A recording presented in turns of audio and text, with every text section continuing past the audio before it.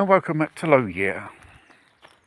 The CU Tavares, or what the bloody is called, I think popped into the Italian Parliament at Rome, Montecitorio, and start crying for money because he has to save Stellantis from bankruptcy, because the money which they got from the Italian government and other governments going around the world is vanished.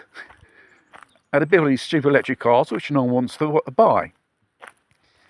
And the fact is, as usual, these people are playing the game of Oliver Twist. Stellantis in Spain has got 146 million lira from the Spanish government to build a bloody factory for batteries for these cars. What's the point of giving public money for things which do not, in the end, save jobs and sell? And another thing, to put this company back on its tracks, like the Acorn Electron, they got government subsidies to build the so-called BBC Model B computer, Electron, and all those computers which came in the future. From 81 until 1994, it was in production, this computer. The last one was a BBC Master. It goes to show how government subsidies are made is in use to save a company which risk 1,000 jobs. Here we go. Taxpayers' money has been thrown in to the pit again to produce new electric cars, which no one wants to buy. It's too expensive. And after they're asking for subsidies for people to purchase it. And it won't be your so-called middle-class worker who's going to be buying these electric cars, if it's going to be the case, despite the sales of electric cars which are in Europe and the world are absolutely atrocious. The only thing it sells in China, because there it's all government subsidies and they blah blah blah blah.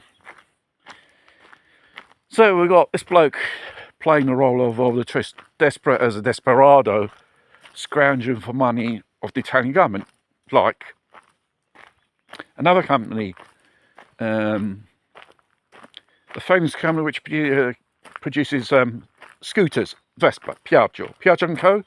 I think this year they had 118 million euro from the Italian government to produce electric vehicles, the new electric van of the Piaggio, which they're going to do that version there. It's just insane investments. It's not exactly, it's a revolutionary product which has a high possibility guarantee jobs and even in the future this company. No, they're making money like it was like God knows what. Isn't there enough for them? Plus this geezer Stellantis a few years ago during the pandemic here has got 6 billion euro from the Conte government at that time. Where's that 6 billion euro went to? Disappeared. It's like Oliver's Twist, continuing asking for more and more and more to make things which the average Joe and Jill won't be able to afford to buy. They are scared of Brussels because this new emissions and Euro 7 scam, what it is.